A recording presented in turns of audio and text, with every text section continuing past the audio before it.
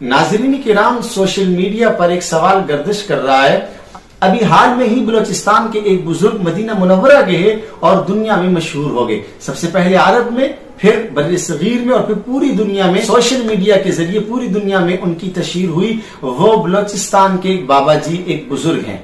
सवाल करने वाले सवाल ये करते हैं कि क्या इनसे दम करवाना जायज है, क्या हम इनसे दम करवा सकते हैं। नाज़रीन किराम, इसी का डर था। बहुत सारे लोग इस खदशे का इजहार कर रहे थे कि लोग उनके पास एक सिलसिला कायम कर लेंगे और दम और तावीज़ात, इन चीजों के लिए लोग उनके पास जाएंगे। याद रहे, दम और तावीज़ात शरी हुदूद के अंदर जायज हैं, लेकिन आप किन से दम करवा सकते हैं। याद रहे, दम उनसे करवाना चाहिए जो कुरान पढ़ते हों, हदीस पढ़ते हों, जिनके पास तालीमात हों। अब ये बुजुर्ग, इनके तालीमी क्वाइफ क्या है और इनके पास तालीम, इस्लामी तालीमात इनके पास कितनी है।